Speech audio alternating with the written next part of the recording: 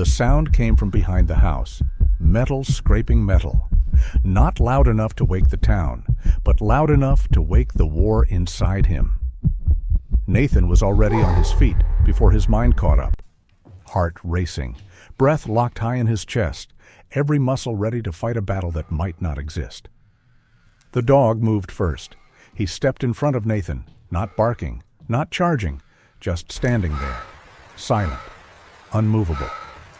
Nathan raised the flashlight, hands shaking now. Fog swallowed the beam whole. Nothing moved. No enemy, no proof. Just the echo of who he used to be.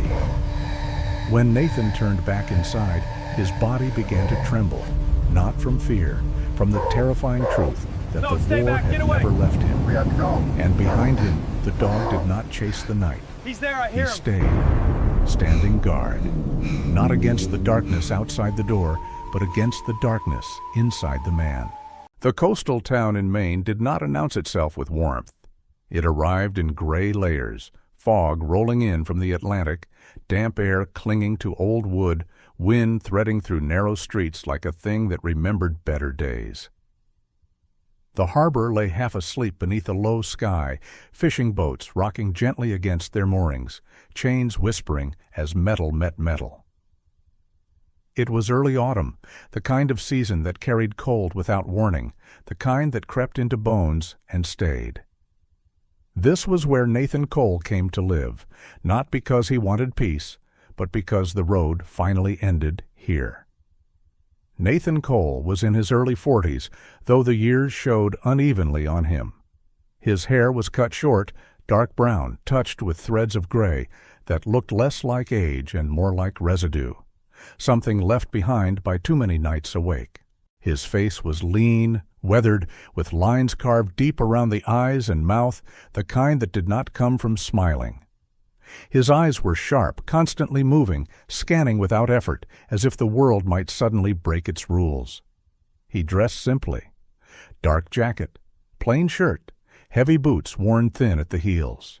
Nothing about him invited conversation. Everything about him suggested distance. He moved with the restrained economy of someone who had learned long ago that wasted motion could cost lives. The house he rented stood near the harbor, close enough that the sea made itself known even with the windows shut. It was an old place, narrow and tall, with walls that carried sound the way memories carry weight. At night, the house breathed, pipes shifted, floorboards complained. Outside, wind tugged at loose fittings along the docks, setting off a lonely chorus of clinks and groans. To most people, it was background noise. To Nathan, it was never just sound. Nathan did not sleep. He lay in bed fully dressed, boots aligned neatly beside the door, jacket folded within reach. His body rested flat against the mattress, but his mind stood upright, alert, armed. He allowed his eyes to close only in brief, cautious intervals, like a man peering through a crack in a door he did not trust. Each time darkness pressed in, something followed. Sometimes it was the echo of shouted commands, sometimes the sharp bloom of imagined gunfire, sometimes only the sensation of being watched. The past did not arrive gently. It came in pieces, uninvited, carrying the same urgency it always had. The nights blurred together. Midnight passed unnoticed. 2 o'clock came and went. The harbor sound shifted with the tide, metal scraping, ropes tightening, the distant thud of something heavy settling into place. Nathan counted each noise, cataloged it, tested it against memory. Was that the wind or a footstep? Was that a chain swinging free or a door being forced open somewhere down the dock? He did not know. Worse, he could not tell if the uncertainty came from the world outside or from inside his own head. Some nights he rose from bed and stood by the window, pulling the curtain back just enough to see the water. The fog often erased the far end of the harbor, leaving boats floating in half-existence, their outlines blurred like unfinished thoughts.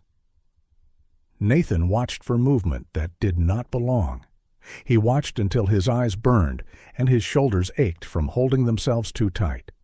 When nothing happened, the tension did not leave. It only settled deeper. Nathan had learned long ago that sleep was not rest. Sleep was surrender. And surrender required permission his body no longer gave. During the day, the town appeared harmless. Locals moved slowly along the docks, nodding to one another, hands buried in coat pockets. A few shopkeepers opened their doors late, as if time itself moved differently here. No one asked Nathan questions. No one pressed him for explanations. He was grateful for that. He did not know how to explain the way his chest tightened every time he heard a sudden noise, or why silence felt more dangerous than sound. He did not know how to explain that the war had ended, but his body had not received the message. By nightfall, the fog returned. It slipped in from the water and wrapped the streets in dull white, muting color, swallowing distance. The harbor lights glowed faintly, halos smeared by moisture in the air. The town grew quiet in the way only coastal towns do, not empty, but listening. Nathan felt it. He always felt it. The listening made him uneasy. Lying awake, he tried to remind himself where he was. Maine, a rented house, a harbor with fishing boats, not patrol vessels. But the reminders did not stick. His muscles remained tight, his breathing shallow, his mind braced for impact. He replayed moments without intending to. Decisions made in fractions of seconds, sounds that came too late, faces he no longer allowed himself to name. Each memory arrived dressed as vigilance, pretending to be useful, pretending to protect him. At some point before dawn, exhaustion pressed down hard enough that his eyes stayed closed a little longer than usual. In that fragile space, where consciousness loosened its grip, the world shifted. The harbor sounds blurred into something else. Metal scraping became the clatter of gear. Wind through rigging became shouted warnings. His heart surged, sudden and violent, and he jerked awake, breath tearing out of his chest as if he had been pulled from underwater. His hands clenched, ready to grab something that was no longer there. The room was empty. The house stood silent, save for the familiar noises it had made all night. Nathan sat up, shoulders hunched, sweat cooling against his skin. It took several long moments for the present to reassert itself. Even then, it felt temporary, like a ceasefire rather than a return to peace. He did not lie back down. When morning finally arrived, it did so without ceremony. Pale light filtered through the fog, flattening the world into muted tones. Nathan stood by the window again, watching fishermen move along the docks, their silhouettes steady, unhurried. He felt no relief, only the dull acknowledgement that another night had passed without rest, and another would come soon enough. Nathan Cole hadn't come to this town to be healed. He had come because there was nowhere else left to run. And as the harbor settled into daylight, one truth remained unchanged. The knights did not ask permission, and he did not know how to deny them. Nathan Cole did not plan to find the old training facility. He discovered it the way one discovers things meant to be avoided, by following a road too narrow to turn around on, by mistaking silence for safety. The morning was overcast, low clouds dragging themselves across the sky, the air heavy with the smell of wet pine and salt carried inland from the harbor. Nathan had driven without direction, letting instinct choose turns until the paved road surrendered to gravel and the town thinned into abandoned structures that looked as if they had been forgotten on purpose. The facility sat behind a rusted chain gate, its sign half fallen, letters bleached by years of weather. It had once been a place of purpose. Now it was quiet in a way that felt different from peace. Nathan parked his truck at the edge of the lot and sat still for a long moment, hands resting on the steering wheel, listening. There were no voices, no engines, only wind moving through tall weeds and the distant cry of gulls. His chest tightened slightly, not in fear, but in recognition. Places like this did not vanish completely. They lingered. Inside the fence, the yard was uneven, patches of cracked concrete giving way to dirt and grass that had fought its way through neglect. A low kennel building stood to one side, its doors hanging open. Nathan stepped out of the truck and closed the door softly, more out of habit than caution. His boots crunched against gravel, the sound sharp in the quiet. He stopped immediately, scanning the area, waiting for a response. None came. Then he saw the dog. The German shepherd sat near the kennel entrance, posture straight, weight balanced evenly, as if he had been placed there by design rather than abandonment. His coat was sable, dark along the back and lighter at the chest and legs, thick but unkempt in places where care had faded. One ear bore a thin notch near the tip, healed long ago. His eyes were amber, steady, unblinking. He looked neither young nor old, but seasoned, the way soldiers did when time had pressed on them unevenly. The dog did not bark. He did not rise. He did not lower his head. He simply watched. Nathan felt it immediately, the familiar tightening behind the ribs, the instinctive calculation. Distance, angle, escape routes. The dog remained still but alert, muscles ready without tension. There was no aggression in him, only awareness. It unsettled Nathan more than any display of hostility could have. This was not an animal waiting to be rescued. This was a presence holding its ground. Nathan took one step forward. The dog's ears shifted slightly, tracking the movement, but his body did not change position. Nathan stopped. The silence stretched, thick and deliberate. He became acutely aware of his own breathing, of the way his shoulders had drawn up without permission. Slowly, he let the breath out. He did not speak. Words felt unnecessary, possibly dangerous. Instead, he waited, the way he had waited countless times before, reading the smallest details. The dog's gaze never left him. There was no pleading in it, no challenge, just assessment.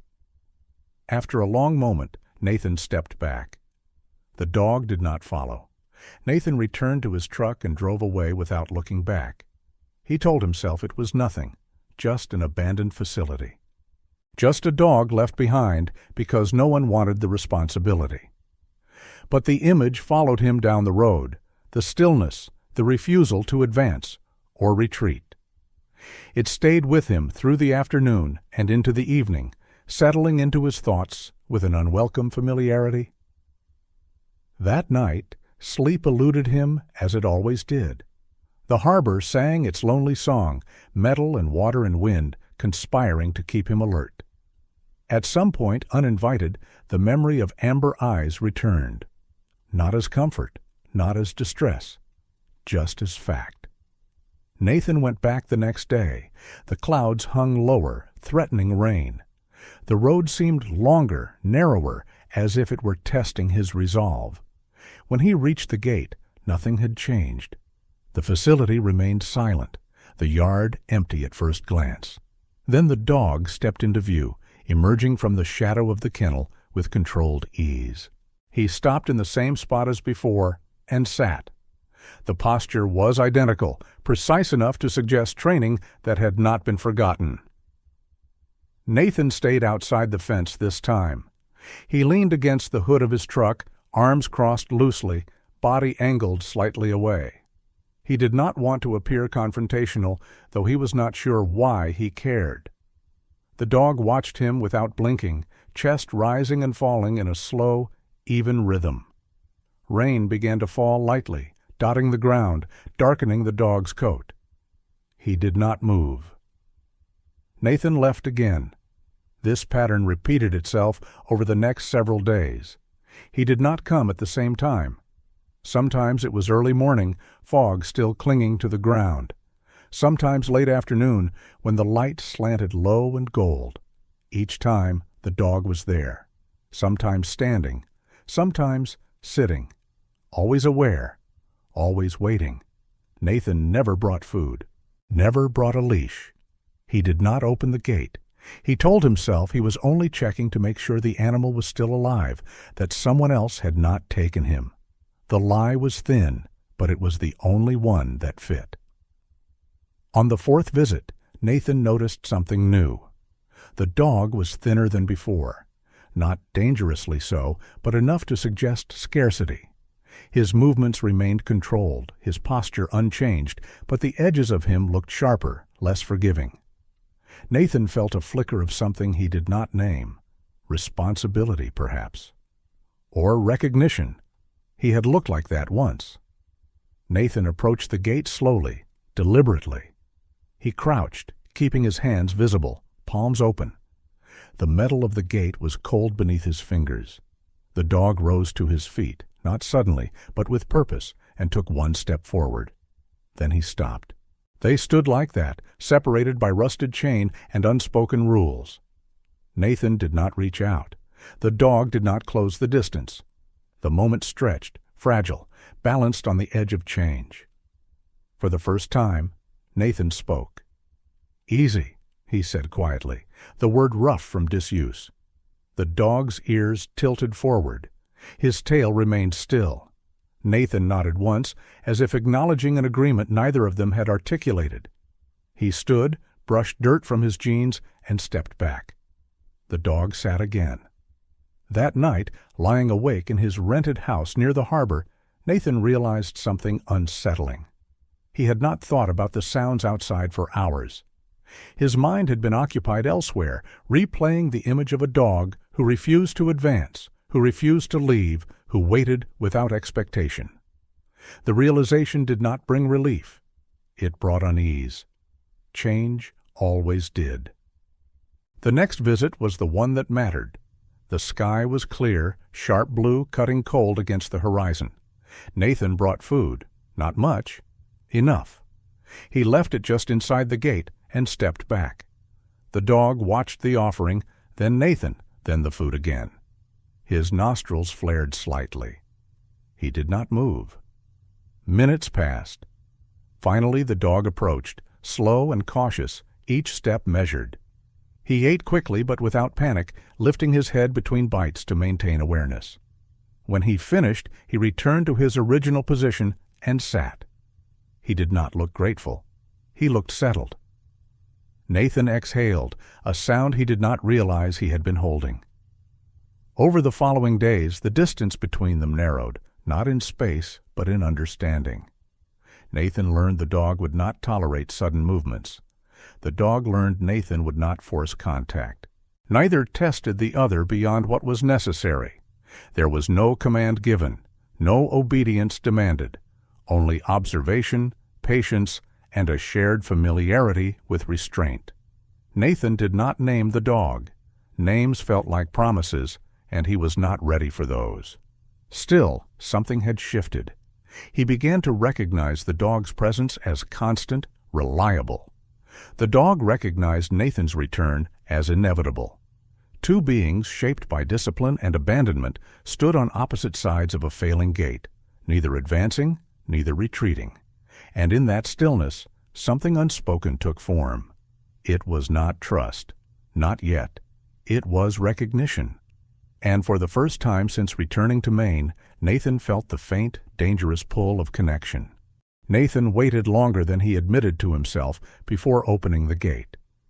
Weeks passed in quiet repetition, each visit to the old facility ending the same way, with the dog watching and Nathan leaving. The decision, when it finally came, did not arrive as certainty, but as exhaustion. The morning was cold and clear, the sky pale and stripped of softness, the kind of day that sharpened thought and stripped away excuses. Nathan parked his truck, stepped out, and stood still until his breathing slowed. He opened the gate without drama, letting the metal complain once and then fall silent. The dog rose, studied him, and walked forward with controlled ease. There was no rush, no hesitation, only acceptance, shaped by caution. Nathan opened the passenger door. The dog climbed in, turned once, and lay down, his weight settling as if he had been measuring that space for weeks. The drive back to the harbor passed in near silence. Nathan kept his eyes on the road, hands steady on the wheel. The dog did not look out the window. He faced forward, ears tracking sound, body loose but ready. At a red light, Nathan glanced over and felt a strange tightening in his chest. Not fear, not relief, but recognition. The dog's coat, seen up close, carried the marks of time and use. His fur was thick along the shoulders, thinning slightly at the flanks, with faint scars hidden beneath the hair, old and cleanly healed. He was not young. He was not old. He was in the middle years, when strength had learned restraint. His eyes, amber and clear, reflected nothing extra. They did not ask. The house near the harbor received them without ceremony. Wind pressed against the siding, and the smell of salt lay heavy in the air. Nathan opened the door and stepped aside. The dog paused on the threshold, head lowered slightly, ears forward, scenting the space. He entered slowly, not as a guest, not as an intruder, but as someone assessing a position. Nathan closed the door and stood back, letting the process unfold. The dog moved through the house with deliberate care. He traced the perimeter first, nose low, feet silent on the worn floorboards. He checked corners, door frames, the narrow kitchen, the small living room with its single chair and empty shelves. He paused at the windows, watching the harbor with focused attention, then moved on. His tail remained low and still, his posture balanced. Nathan followed at a distance, hands loose at his sides, observing without interfering. The sight unsettled him in a way he could not immediately place. This was not curiosity. This was reconnaissance. When the dog reached the bedroom, he stopped. The space was sparse. A bed, a small dresser, boots lined neatly along the wall. The dog stepped in, circled once, and moved back toward the doorway. He lay down just outside the threshold, positioning his body so that his line of sight faced the hall and the front of the house. He rested his head on his paws, but did not close his eyes. Nathan watched, something in his chest tightening and easing at the same time. That night, the house felt different. The harbor noises remained, metal tapping metal, ropes tightening as the tide shifted, the low hum of distant engines. Nathan lay on the bed, fully clothed, hands folded loosely on his chest, eyes open. He waited for the familiar surge of alertness to sharpen into something unbearable. It did not. Instead, it spread out, thinner, shared. The dog remained at the bedroom door, breathing slow and even. Every few minutes, his ears flicked, adjusting to sounds Nathan barely noticed. Nathan found himself listening to the dog rather than the harbor, measuring danger by the animal's stillness. Hours passed. The dog did not move. Then, sometime after midnight, a low sound vibrated through the room. It was not a bark, not even a growl in the usual sense. It was a warning, quiet and controlled, directed toward the window that faced the docks. Nathan sat up immediately, heart climbing into his throat. He swung his legs off the bed and stood, listening. The harbor lay as it always did, fog pressing close, lights smeared by moisture. Nathan saw nothing out of place, no movement, no shadow that did not belong. He waited, breath shallow, muscles braced. The dog did not escalate. The sound ceased as softly as it had begun. He did not rise. He did not advance. He watched the window, still and intent. Nathan stood there longer than he needed to, then sat back on the bed. His pulse slowed in increments. He became aware of something unfamiliar. He was not alone in his vigilance. The realization carried weight. Over the following days, a rhythm took shape. The dog settled into the house without claiming it. He ate when food was placed down, drank, then returned to observation. During the day, he lay near the windows, shifting position as the light moved. At night, he chose the same place near the bedroom door, facing outward. He did not sleep deeply, neither did Nathan, but the edge dulled. The dog's presence created a perimeter that did not rely on memory or imagination. It relied on the present. Nathan learned the dog's habits in fragments, the way his ears lifted at distant sounds, long before they reached human awareness. The way his body stiffened briefly, then relaxed, as if running silent calculations. The way he rose to reposition himself when Nathan moved, then settled again once Nathan was still. There was discipline in every motion, but also restraint. The dog did not chase shadows. He did not respond to every noise. he chose. On the third night, the warning came again, slightly louder this time, aimed toward the back of the house where the harbor wrapped closest. Nathan moved to the window, scanning the fog, hand resting on the sill. He saw nothing. The dog remained where he was, eyes fixed, posture calm but ready. Minutes passed. The sound did not repeat. The dog eased, the tension leaving him in a visible release. Nathan let out a breath he had not realized he was holding. It occurred to him then, with an unsettling clarity, that the dog was not reacting to imagined threats. He was reacting to things Nathan could not yet perceive. That realization did not frighten him. It grounded him. For years, Nathan had trusted only his own vigilance, his own fractured senses, sharpened by trauma. Now, something else stood watch, something unaffected by memory, something present. The house began to feel less like a temporary shelter and more like a post. Not safe, but defensible. The harbor noises lost their sharpness. Nathan found himself lying back on the bed, eyes closed for longer stretches, his breathing aligning gradually with the slow rhythm at the door. Sleep did not come, but rest, thin and fragile, brushed against him for the first time since his return. One evening, as the light faded and the fog rolled in early, Nathan sat at the small kitchen table, watching the dog through the doorway. The dog lifted his head, met Nathan's gaze, and held it. There was no command given, no acknowledgement spoken. Yet something passed between them, an understanding shaped by shared restraint. They were not guarding the same things, but they were guarding together. That night, the warning came once more, brief and low. Nathan did not rise immediately. He listened. The dog held position, alert but contained. The sound outside faded into nothing. Nathan stayed where he was, heart steadying faster than before. In the quiet that followed, he understood what had changed.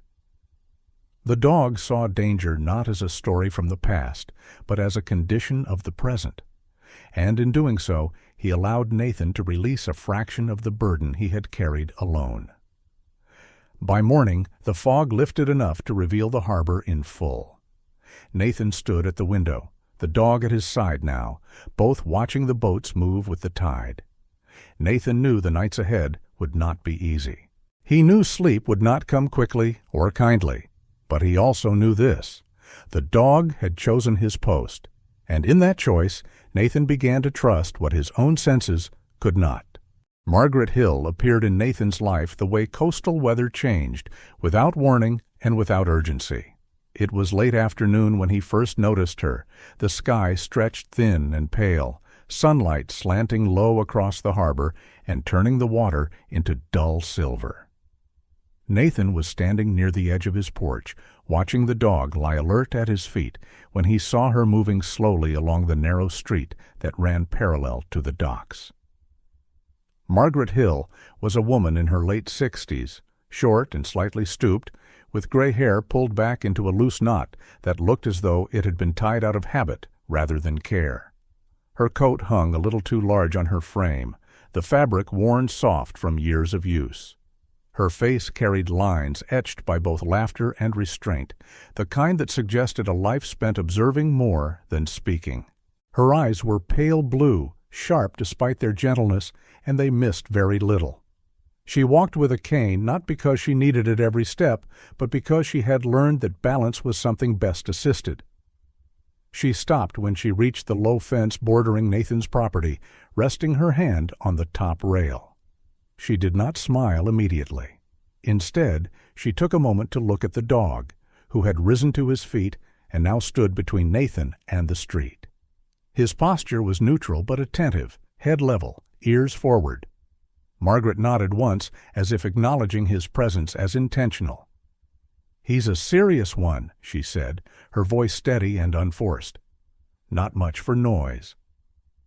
Nathan did not answer at first. He waited to see if she would continue without invitation. She did.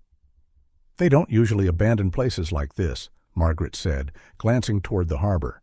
"Not unless there's trouble nearby." Nathan felt the familiar tightening in his chest.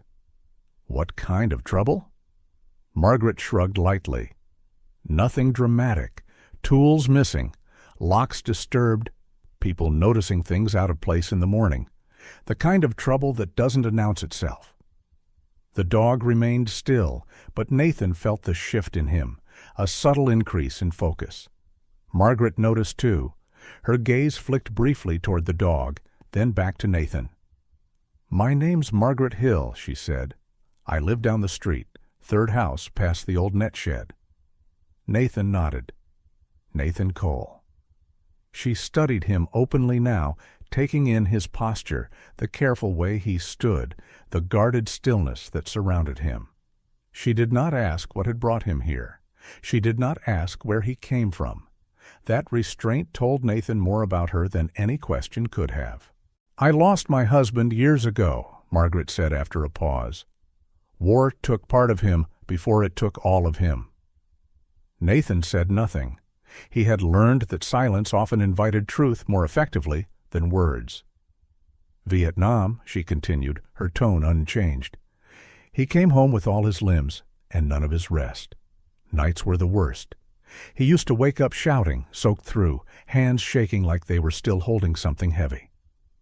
She glanced down at her cane. "I learned not to touch him when that happened, learned to sit nearby instead, learned that presence mattered more than fixing." Nathan felt the words settle somewhere deep and uncomfortable. The dog lay down slowly at his feet, his body angled toward Margaret now, not aggressively, but attentively. Margaret noticed and smiled faintly. "You don't mind if I sit for a moment?" she said, already lowering herself onto the low bench near the fence. "My legs don't move like they used to." Nathan gestured once. She sat. They spoke for a while after that, though not continuously. Margaret talked about the harbor, about how it changed moods with the weather, how it remembered storms long after they passed. She mentioned the disturbances again, not with fear, but with the careful tone of someone who had learned to pay attention without panic. She never offered advice, never suggested caution. She simply spoke of what she had seen. Nathan listened. He did not interrupt. He found that listening took less effort than explaining. As the light faded, Margaret rose slowly. The dog stood with her movement, then relaxed when she remained calm. She smiled at him this time, reaching down but stopping short of contact, respecting an unspoken boundary.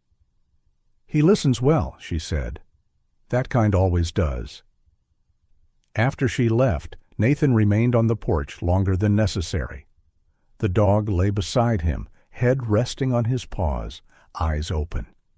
The street grew quiet as evening settled in, the harbor sounds beginning their nightly cycle. Nathan thought about Margaret's husband, about the night she described, about the choice to sit nearby rather than intervene. The idea unsettled him. It also lingered. That night, the dog took his position near the bedroom door as usual. Nathan lay on the bed, fully dressed, listening. The harbor noises came and went. The dog shifted once, adjusting his angle slightly toward the window, but did not warn. Nathan closed his eyes and found himself picturing Margaret's small living room, the way she must have sat through countless nights, breathing softly in the dark. The image did not calm him. It steadied him. At some point, Nathan realized the dog had moved closer to the bed, not enough to touch, but enough to share space. The dog's breathing was slow, deliberate. Nathan matched it without thinking. When he opened his eyes, the room was unchanged. But something inside him had loosened, just enough to be noticed. The following afternoon, Margaret returned. She brought nothing with her, not even conversation at first. She stood by the fence again, watching the harbor with Nathan. "They never really leave us," she said quietly, without preamble. "The things that happen to us, but they do change shape." Nathan nodded once. The dog lay between them this time, head lifted, ears relaxed. Margaret spoke of her husband again, of how he never slept through the night, but how the nights grew quieter once he learned he was not alone in them. She did not frame it as a lesson. She told it as fact. When she left, Nathan watched her go, the slow, careful steps, the slight lean into the cane. He felt no urge to follow, no need to retreat. He returned inside, the dog at his side, and for the first time since coming to Maine, the house felt less like a temporary post and more like a place where memories could sit without demanding immediate response.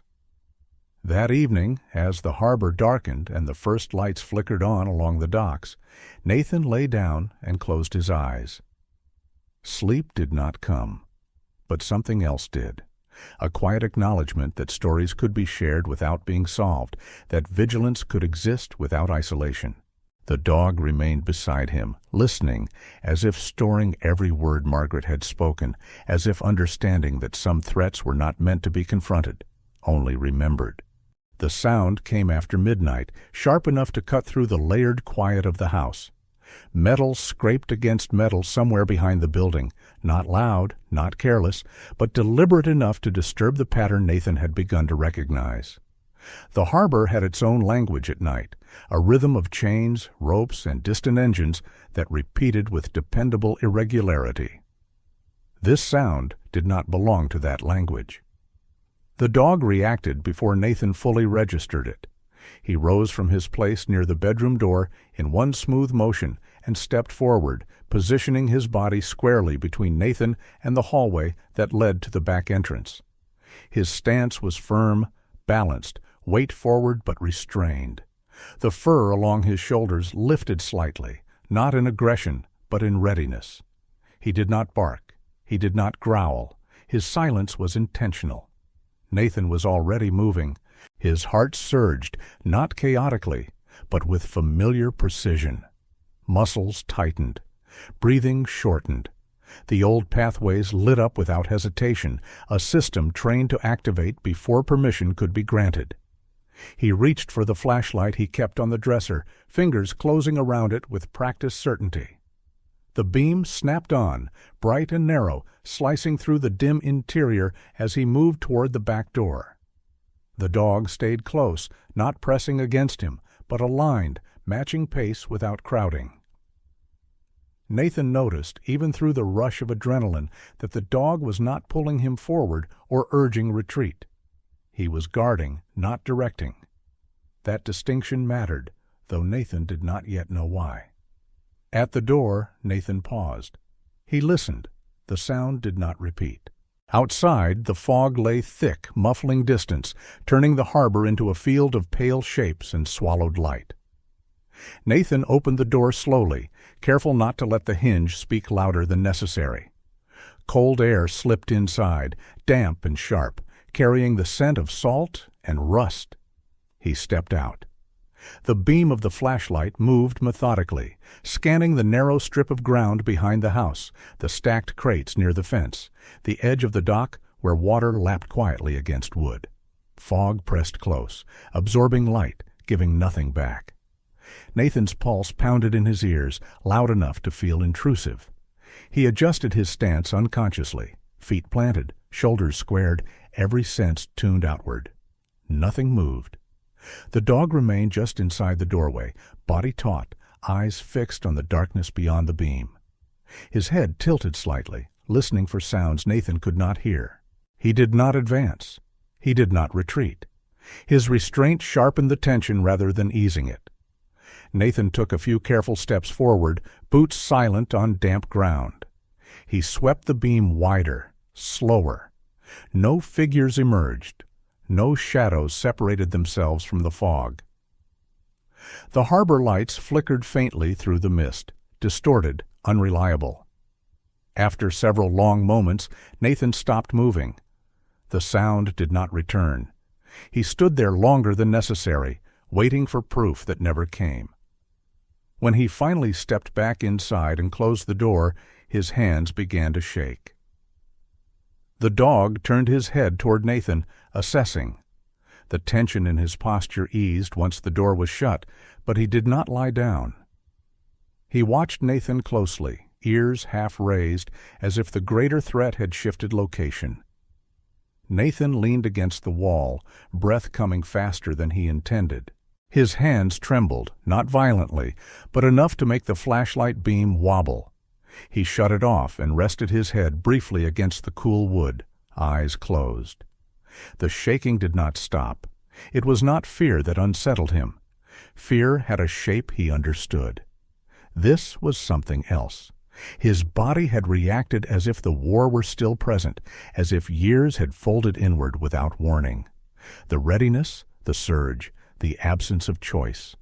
He had not decided to engage. He had been pulled there by reflex. The realization hit harder than any imagined threat outside. The dog stepped closer then, not touching, but near enough that Nathan could feel the heat of him. The animal sat, posture calm now, breathing steady, eyes still alert but no longer fixed on the door. The message was subtle and unmistakable. The outside had been assessed. The inside had not. Nathan slid down the wall until he was seated on the floor, back against the paneling, knees drawn up slightly. He stared at the closed door, at the ordinary latch, the thin barrier that separated him from fog and empty space. His chest tightened again, not with urgency this time, but with something heavier. He stayed there for several minutes. The dog did not move. He did not nudge. He did not seek contact. He simply remained, presence solid and unintrusive. Eventually, the shaking subsided. Nathan rose slowly and returned to the bedroom. The dog resumed his position near the door, though closer now, angled in a way that allowed him to watch both the hallway and Nathan's movements. Nathan lay back on the bed, fully dressed, staring at the ceiling. The harbor sounds crept back in, cautious, familiar. Metal tapped metal again, softer this time, reclaiming its place in the night. Sleep did not come. Instead, memories tried to push forward, sharpened by the recent surge. The smell of damp air blended with older scents that did not belong in Maine. Nathan felt his jaw tighten, his hands curl briefly, then release. He focused on the dog's breathing, slow and measured, grounding in its consistency. The rhythm did not erase the memories. It held them at a distance. Near dawn, the fog thinned. Light seeped into the room, gray and reluctant. Nathan sat up, exhausted, every muscle heavy. The dog remained alert, though the tension had faded from him entirely. When Nathan stood, the dog stood too, mirroring the movement without urgency. Later that morning, Nathan walked down to the edge of the harbor. The world looked unchanged. Fishermen moved along the docks, voices low, motions unhurried. No one mentioned disturbances. No signs of intrusion remained. The night had left no evidence behind. Nathan knew then that what had shaken him was not the sound itself, but how easily his body had returned to a place he had never consciously chosen to revisit. The war did not need reminders. It lived in him, patient, efficient, waiting for the smallest excuse. Back at the house, the dog lay in his usual spot near the door, eyes following Nathan as he moved. Nathan paused, looking down at him. For the first time since bringing the dog home, Nathan felt something close to anger, not at the animal, but at the years that had trained him to react without rest. The dog met his gaze steadily, unflinching. Nathan understood then that the dog had not escalated the moment because there had been nothing to fight. The real conflict had been internal, and no amount of scanning fog or gripping flashlights could resolve it. The dog had guarded the boundary without crossing it. Nathan had crossed one inside himself without realizing it. That night, as darkness returned and the harbor prepared to speak again in its usual language, Nathan lay down with a clearer understanding of what the night had revealed. His body was still at war, even when the world was not. And the shaking that followed was not weakness, but the cost of surviving too long in a state of readiness. The dog settled near the door, silent and watchful. The harbor stayed quiet. And in the space between them, Nathan began to accept that the most dangerous battlefield he faced now lived within his own reflexes. The nightmare arrived without warning, tearing through what little rest Nathan had managed to claim. It did not announce itself with sound. There was no distant echo, no gradual tightening. One moment his eyes were closed, the next his body surged awake, as if yanked violently from deep water. His breath came in sharp, broken pulls, chest heaving, heart slamming against his ribs with an urgency that belonged to another place and another time. His hands clenched before he knew why. For a split second, the room did not exist. The ceiling vanished. The walls dissolved. The smell of salt and damp wood was replaced by something older and heavier, something that clung to the back of his throat. His muscles locked, prepared for impact, for movement, for orders that never came. The reflex was total, consuming, leaving no space for reason. Then he noticed the silence. The harbor was quiet. No scraping metal, no shifting chains, no foreign rhythm intruding on the night. The house held steady around him, familiar and unchanged. Nathan dragged in a breath and forced his eyes to focus, willing the present back into shape. That was when he realized the dog had not moved. The dog was not at the door. He was beside the bed. The German shepherd stood close enough that Nathan could feel the warmth of his body radiating through the air between them. His posture was different from before, no longer angled toward the hallway or the windows. His head was lowered slightly, eyes steady, attention fixed entirely on Nathan. There was no tension in him, no readiness to spring.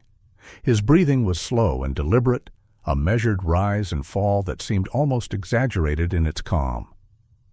Nathan sat up abruptly, instinct flaring again, scanning the room. The dog did not react. He did not reposition. He did not turn his head toward the door or the window. He remained where he was, anchored beside the bed, presence firm and unyielding.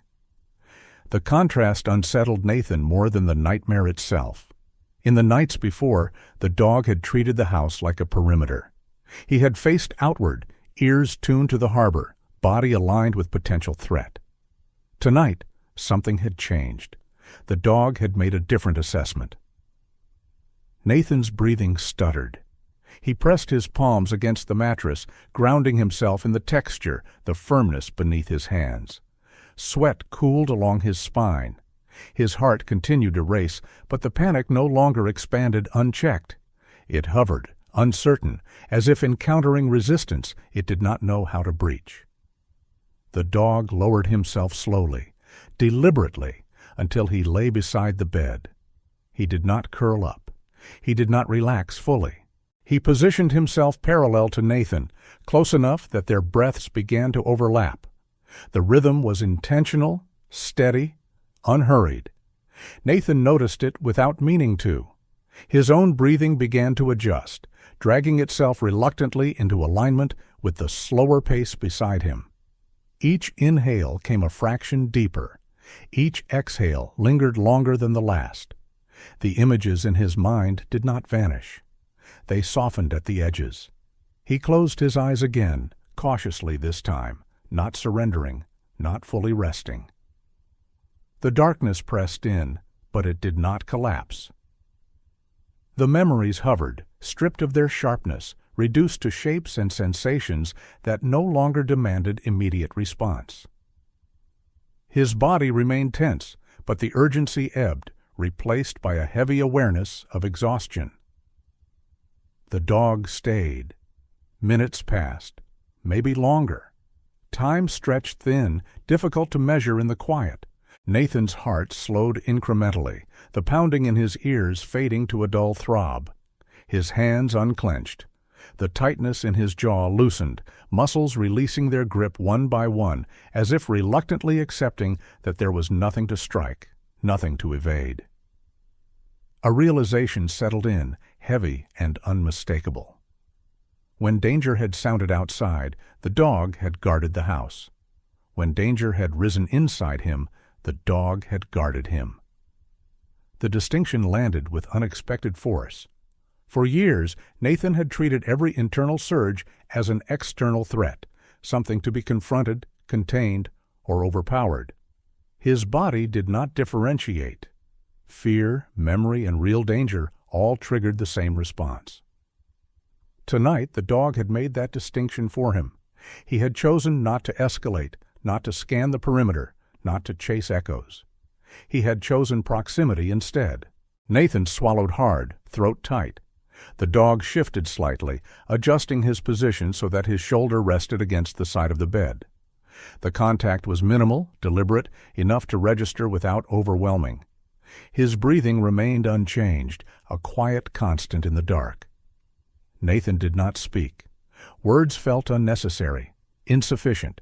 He focused instead on staying present, on feeling the mattress beneath him, the air moving in and out of his lungs, the steady warmth beside him. The urge to rise and check the house flickered briefly, then faded. The dog did not move. His confidence was not in the absence of threat, but in his assessment of it. Eventually, fatigue pressed down harder than fear. Nathan's eyes closed again, this time without resistance. Sleep did not claim him fully, but something close brushed against him, a state where consciousness loosened its grip without vanishing entirely. The nightmare did not return. The memories receded, not erased, but held at bay by the quiet presence beside him. When he stirred again, pale light filtered through the window, gray and soft. Morning had arrived without incident. Nathan opened his eyes slowly. His body felt heavy, drained, but intact. The familiar edge of panic was absent. The dog was still there, lying exactly where he had been, eyes open, alert, calm. He had not slept deeply. He had not needed to. Nathan sat up, moving carefully, as if afraid to disrupt something fragile. The dog rose as well, stretching once before settling back into stillness. Their eyes met briefly. There was no expectation in the dog's gaze, no demand, only recognition. Later that morning, Nathan moved through the house in a haze of fatigue and clarity. He drank water, leaned against the counter, stared out the window at the harbor as it resumed its daytime rhythm. Boats moved, people passed. The world appeared unchanged. Inside him, something had shifted. He understood now that not every surge required action. Not every internal alarm signaled real danger. His body had been trained to respond without question, and the cost of that training had been years of unrest. The dog had not tried to correct him. He had simply shown him another response. That night, when darkness returned and the harbor prepared to speak again, Nathan lay down with a new awareness. He did not brace himself as tightly. He did not catalog every sound. The dog took his position beside the bed again, not at the door, not scanning the house, but close, steady, present. The night passed without incident. Nathan did not sleep through it, but he rested in a way he hadn't before, held not by vigilance, but by the quiet certainty that some threats were not meant to be confronted head-on. Some were meant to be endured, witnessed, and guarded with patience rather than force. As the hours slipped by, Nathan understood that the dog had not only learned the shape of the house, he had learned the shape of Nathan's fear. And in choosing to stay beside him, he had drawn a line between the past and the present that Nathan had never managed to draw on his own. The rain began before sunset and did not bother to stop. It arrived heavy and insistent, sheets of water slapping the harbor until the docks rang with it, until ropes darkened and swelled, until the lights along the pier smeared into long trembling lines across the surface. Wind pushed the rain sideways, forcing it against the house in steady bursts that sounded almost deliberate. By the time darkness settled fully, the storm had erased the usual language of the harbor and replaced it with a single overwhelming voice. Nathan had been awake since before dawn. The night after the nightmare had taken more from him than he realized. His body carried a deep, aching fatigue that no amount of coffee or movement could shake loose. His shoulders felt weighted, his hands slow to respond, his thoughts moving through thickened air. He spent the day moving quietly through the house, doing small, necessary things with the careful deliberation of someone conserving strength. He watched the rain from the window more than once, noting how it flattened the world, how it reduced everything beyond the glass to motion and sound. The dog stayed close. He followed Nathan from room to room without crowding, positioning himself where he could see both the windows and Nathan's posture. His coat darkened slightly from the damp air that crept inside whenever the door opened. He was calm, unhurried, eyes clear. His presence carried no urgency, only steadiness. Nathan found that steadiness contagious in small ways. His breathing slowed without instruction, his jaw unclenched.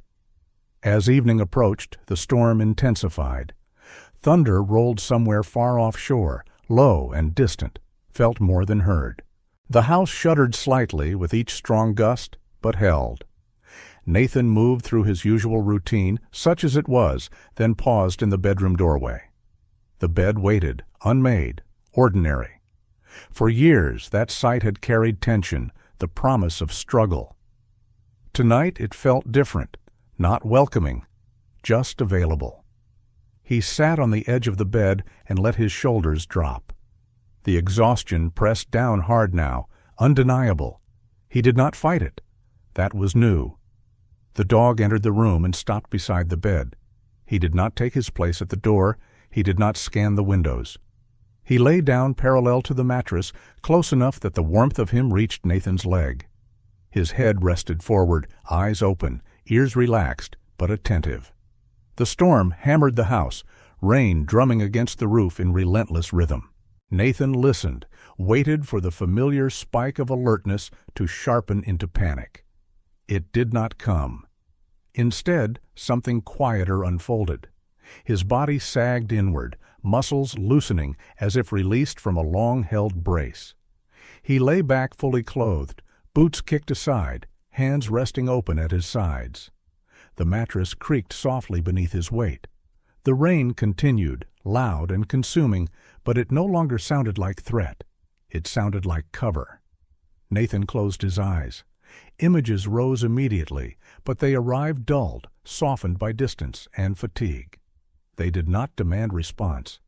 His breathing deepened, uneven at first, then gradually finding a rhythm that matched the slow, steady pattern beside him. The dog remained unmoving, his presence firm, constant, as if anchoring the room itself. Time slipped. Nathan did not mark the passing of hours. He did not count sounds or measure intervals. He drifted, hovering at the edge of consciousness, then slipping deeper without resistance.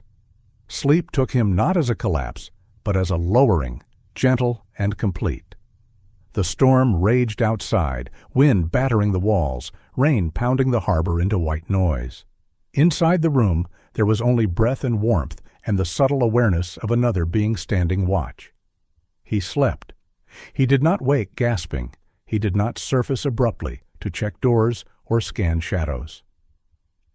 The night moved over him and passed without interruption. The dog did not shift position. He did not leave. He did not need to. Morning arrived quietly, almost apologetically, as if aware of the work the night had done. The rain eased near dawn, tapering off into a soft, persistent drizzle. Pale light filtered through the window, gray and gentle.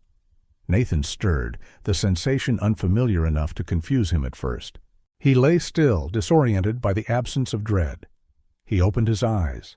The room was unchanged. The bed, the walls, the faint smell of rain and salt. The dog lay beside the bed exactly where he had been hours before, eyes open, calm, alert. He had not slept deeply. He had not needed to. Nathan's chest rose and fell steadily, the tightness he expected conspicuously absent.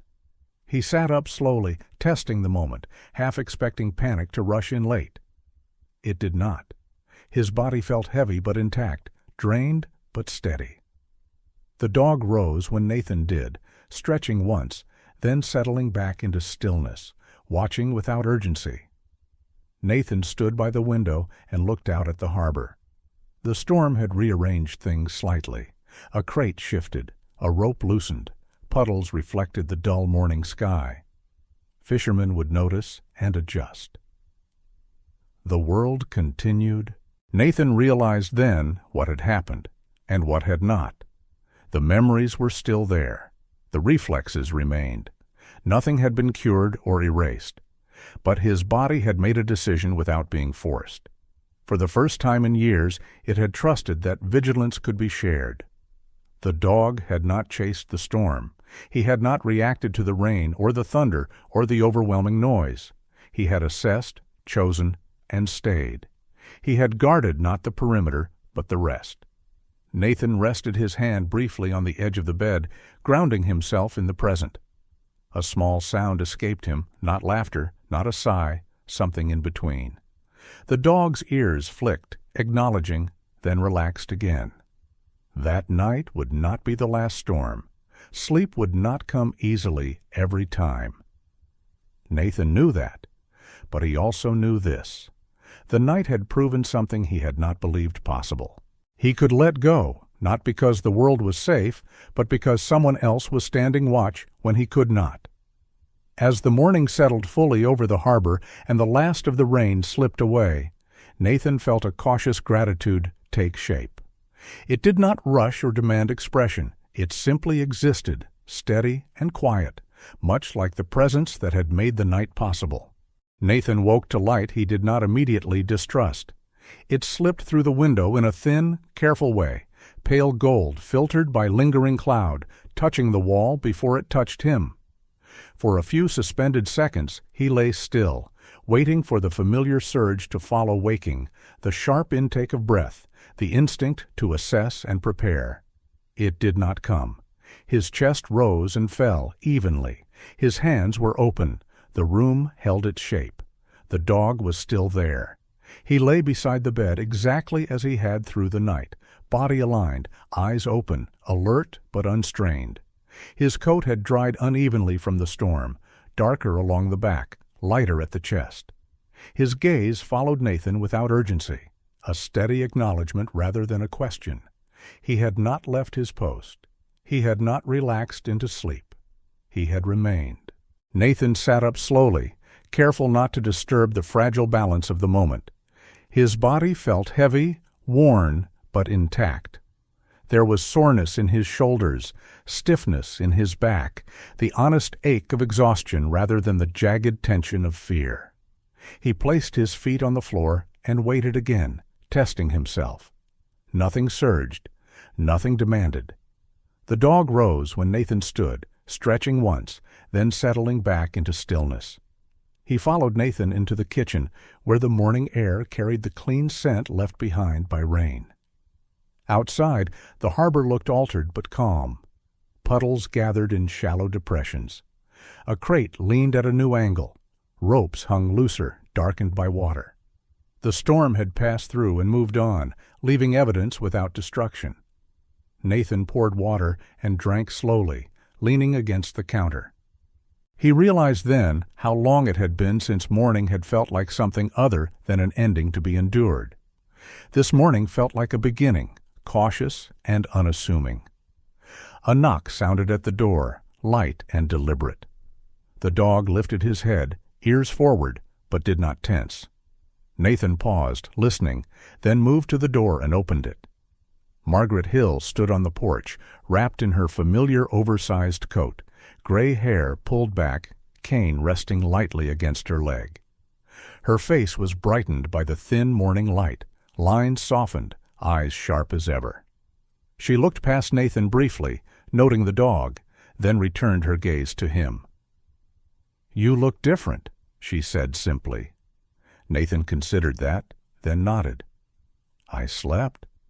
Margaret's eyebrows lifted slightly, more in acknowledgment than surprise. "That's good," she said. "That's important." She did not ask how. She did not ask why. She never did. They stood for a moment, listening to the harbor resume its daytime rhythm. Somewhere down the dock, a voice called out, familiar and unhurried. Margaret shifted her weight and glanced toward the water. "They've been patrolling more," she said. "Nothing dramatic, just a presence. After the storm, people tend to look around a little closer." Nathan felt the words settle without stirring alarm. The dog remained calm, posture neutral. Margaret leaned slightly on her cane, her gaze drifting inward. "My husband used to say something," she continued, her voice quieter now. "He said some men stand watch with rifles, and some stand watch with patience. Both matter. Both get tired." Nathan listened. "He never slept through the night," she said. "Not once after he came home. But there were nights he rested better, nights he knew someone else was awake too. That made a difference." She looked at the dog then, really looked, and smiled faintly. "Looks like you've got yourself a night watchman." Nathan followed her gaze. The dog met it steadily, unflinching, neither proud nor shy. Margaret straightened. "I won't keep you," she said. "Mornings should be allowed to unfold."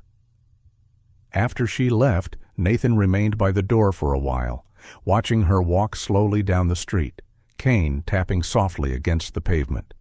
He felt no pull to retreat, no urge to chase the quiet she left behind. He closed the door and leaned his forehead briefly against it, breathing in. The rest of the morning passed simply. Nathan moved through the house without urgency, the dog never far, never underfoot. He noticed small things he had ignored before. The way the light shifted across the floor. The way the harbor smelled different after rain. The way silence could exist without tension. He knew, with a clarity that surprised him, that nothing fundamental had been fixed. The memories still lived where they always had. The reflexes remained, honed and ready. There would be other nights, other storms, other moments when his body would react before his mind caught up. Healing, he understood now, was not a single event. It was a series of permissions. What had changed was simpler and harder to name. He was no longer alone in the watching. That evening, as the light faded and the harbor prepared for night once more, Nathan lay down without the familiar bracing. The dog took his place beside the bed again, not because he was commanded to, not because it was expected, but because he chose to. Nathan closed his eyes and felt the day release him, inch by inch. He did not fear the coming darkness. He respected it. He understood it. And for the first time in many years, he trusted that when the night arrived, it would be met by more than one set of eyes. Nathan Cole was not healed.